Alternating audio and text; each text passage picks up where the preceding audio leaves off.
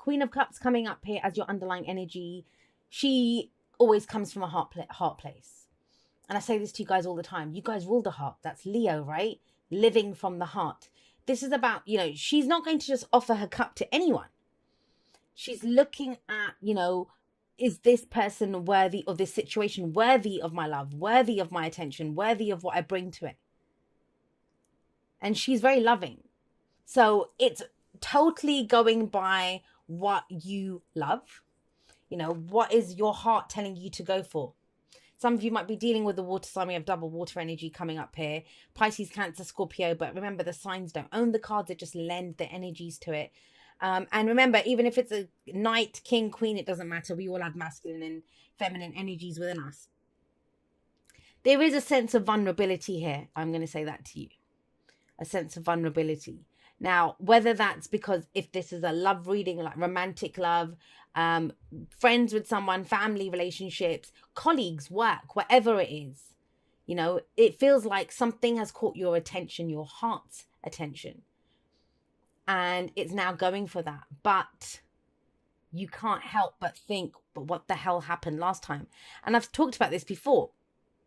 Whenever, you could be in a relationship or a job, and if it went bad, you can come out of it and do healing yourself, right? And you're fine. You think you're fine. I'm in a good place. I'm all nurturing. I've done the healing. I'm great. You can have that energy. But then when that same situation comes up again, you're going for another job, or the same situation arises, or there's someone new that you're interested in romantically, whatever it is, you find yourself in a similar situation again. The first thing our minds do is to go back to the last time we were in a situation like that. That's when these kinds of fears can come up. I'm going to get to the Ten of Swords in just a moment, but have a look at your past or foundation. We have the Tower here. So you've had a Tower moment. And you know what? I was thinking that the other day, I was watching someone else's reading and they was talking about a Tower moment. And I was thinking that's become part of our language now, because with all the readings. It used to be the Death card that was the big baddie that no one wanted, but now it's the Tower. Tower does actually serve us. It frees us. But it kind of feels like something ended in a really shocking way. And with hindsight, you might be able to see that it did free you. It wasn't, because the card before the Tower is the Devil. That's where we're stuck. We're not progressing and we're not moving forward. We're held back. Something has power over us. So the Tower, it actually always serves us because it's like a divine act that frees us from that Tower that was holding us back. From limitations, from temptations, from ego aspects, whatever, but we were freed from it. But it doesn't always feel the best. And we can't sugarcoat the Tower. It's the fact that it is shocking. And a fixed sign like yourself, Leo, you do not like, changes like that become about abruptly, that you didn't have any control over. I can say that. I have a lot of fixed energy in my chart as well. And we don't mind change as long as we're initiating it. Things happening to us, no. That's like a big no. That's the control freak in us comes out and says, no, I don't know how to make sense of that.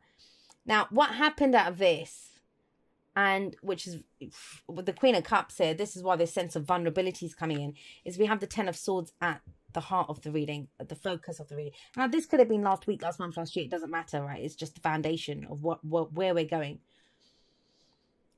We have the Ten of Swords, and the Ten of Swords, it's awful energy. It's the worst thing that's happened. And now the kind of the lighter side of the Ten of Swords, if it could be found, is that the worst has happened. The writing's on the wall. You know what the situation is. You know who to trust. You know who not to trust. If there's been betrayal, deception, it all came out. Off in a very abrupt, awful way, but it came out. But in some ways, you're still being held prisoner by this. Whether it's the shadow of that, whether it's the thoughts or memories that you have of this, whatever it is. And the reason I say that, especially in this, now usually it's 10 swords in a guy's back, and that's overkill. I always say it doesn't take 10 swords to take someone down. So whatever was said, it was overkill. Now it might be that your thoughts are doing this to you, because swords are our thoughts, our beliefs, our ideas, and how we communicate them. Have a look at him. He looks bound, right? He looks like his hands are bound, but they aren't bound. Look, it hangs down free. He's holding his hands together. So he's almost imprisoned by the thoughts, the memories of what happened. Now, no doubt whatsoever that it was awful. It was awful. This combination here tells me how awful it was. But you're not bound by that thing, because the Ten of Swords is the aftermath, because it's where we close off that cycle and go again. We have a new truth that's come out of this.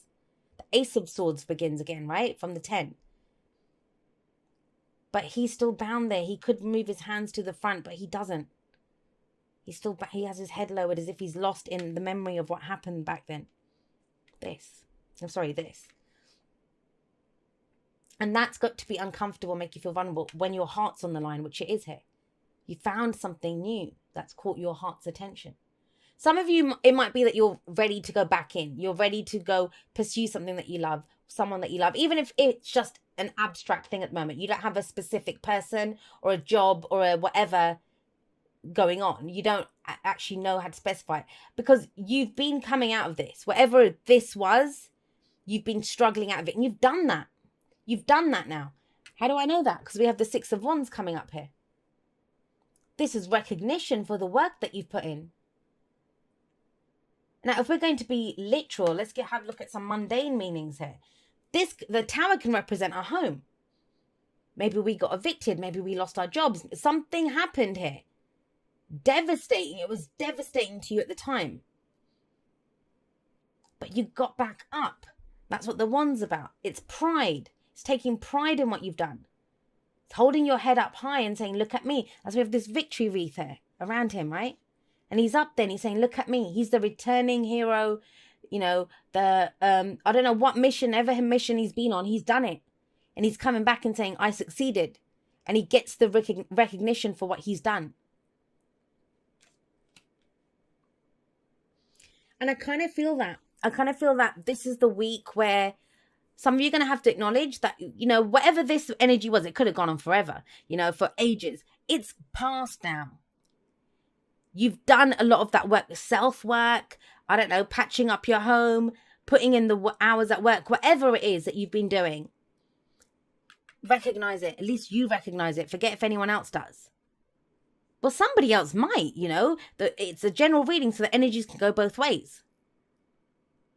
Either you've recognized someone who was going through this and they've done really well to come out of it and you're ready to offer your cup to them, or they're trying to do that to you. But that's the first step here. Recognize how far you've come. Please recognize that. It's very important in this spread. Recognize how far you've come. There's been healing here. You might have found a new spiritual practice out of this. The Queen of Cups can indicate that. Healing energy. She's very intuitive. You might intuitively know something. I oftentimes think, I have a lot of other readers and people that are intuitives that I have as my clients. And I often joke with them and say, we're the worst. And I include myself in that. Because we can sometimes sense something coming a mile off with our intuition. But we can't see it because it's just round the bend yet. So we can drive ourselves a little nuts with that. So there might not be anything to react to right now. It's just been you getting back up there, getting back up on your horse. He usually is on a horse, but he's not here. Now, out of all the work that you do, out of the recognition that you get, it's a reward, it's a success card, right? Victory card. I kind of feel like there's an opportunity coming in. There's almost like an Ace of Cups feeling here. It's not in this, but it's this. This is what's holding you back because it went so awfully wrong in the past. You're like, I don't know if I want to do this. And that's why when you're recognized, maybe someone offers you something, right? A job, a relationship, whatever, something. Or you have an idea that, oh, okay, you know, I'm good now. Let me go date. Let me go apply for jobs. Let me go move house. Let me do something. But this is what comes up. The Five of Wands. Now, this is internal conflict. It can be internal conflict. And that would make sense. If the last time you did something or you kind of extended yourself or went out there, this happened, you bet there's going to be internal conflict. I don't want that to happen again. Who would, right? But the Five of Wands is not just that. I kind of see there could be trust issues here, especially if someone betrayed you or did this to you. Because the Five of Wands can be, but you know, it's not Five of Swords territory. Five of Swords territory is more ruthless energy. Someone who's willing to do whatever it takes to get what they want. But it might feel like that if you've got the shadow of this still over you. In fact, think about it. Think about it. This is coming up in the past. And this is over and done with. And it's time to move forward now. Whatever comes in now, whatever you have to deal with this week, it's actually quite freeing because it's going to show you exactly how far you've come. Even if you don't believe it, it will show you. But we all have that moment where we hesitate. We all have that moment where the shadow of the past comes and, we think, oh gosh, what? Am I doing this again? That's what this feels like. Now, there might be other people. Let's just forget all of that for a moment. This could be other people trying to take some of your limelight. You've gone and done this. And there are other people saying, oh, Leo, you shouldn't do that. You can't do this. You can't do that. Now, I say this all the time. When someone says to you, I can't, or, when they say to you, you can't, what they're actually saying to you is, I can't. Every statement is an I statement. You don't make any sense, Leo. What they're saying is, I don't understand you. Or, I don't know how you can do that. Why would you do that again? Because you can do that again, Leo. They can't. It's an I statement on them. And sometimes we have to tell people to back off. And I think that would be empowering for you, especially if someone took you down before. Sorry to say that, Leo, but that's what the Ten of Swords is. Someone's word, someone's action, something took us down. But we got back up, and you bloody did get back up. But it feels like it's the first test of that. So you might be feeling vulnerable. And there could be a worry of what other people will think. Even if they're friends and family members, they're well-meaning. They might have watched you struggle to come up from out of this. And they might be trying to keep you safe. But you did it once. What could happen to you? Well, you'd survive it. You survived that before. So yeah, Five of Wands, it could be, and it could actually be competition. Let's take this to a completely workplace. This might be, no matter what happened before, you might have missed that spectacular fail here, whatever. And I don't mean fail as in a failure. I just mean as in, it went wrong. Let's not kind of beat around the bush here. It went wrong. Whatever happened here, it didn't go the way you wanted it to. You're still dealing with that in some ways, but you've done the work to get out of it. Now, if it's work, you've got some recognition at work. You really want that new position or whatever it is you're trying to grow, but there's competition involved. But this can be healthy competition. But somewhere, because of what happened here, we're turning it into a bigger thing than it is. The Knight of Cups coming in here as your advice, very clearly telling you, dream and dream big. He is the dreamer, sometimes called the delusional romantic. And, I'd go more along that line of fantasy illusion if the Queen of Cups wasn't here. If the Tower wasn't underneath. If the Knight of Cups wasn't underneath the Tower. Because there's no way you're going to romanticize this. That's not what this is about. This is for the first time. Your dreams are back. You're able to dream now. Now, the Knight of Cups, he could be offering his cup of love or friendship to someone. There could be an offer here. I do see for some of you a very specific message, and I don't know who it's going to apply to. Some relationship went so bad in the past, and now there's an offer to begin something new, or you're getting to know someone new.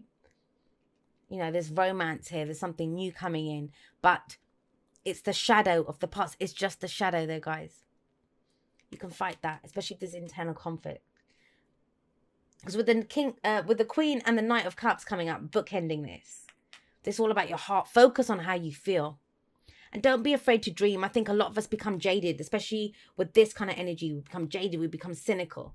The shit always goes wrong. The shit always hits the fan. Everything gets destroyed. People always... But be very careful of the stories that you tell. Because we're writing our futures in our now, in our present. And so I feel like the Knight of Cups, as the advice is telling you, look, even if you meet someone and you think they're just full of shit, give them a chance, hear them out. Make sure you're not coming from the shadow of this. Trust yourself. Remember, you're coming up as the Queen of Cups. She's very discerning. She knows what her love is worth. She knows what her cup is worth, what her emotions are worth. She's just not going to hand it over to anyone. He might, the Knight of Cups might. He's a bit kind of gung-ho and he focuses on how he wants to feel.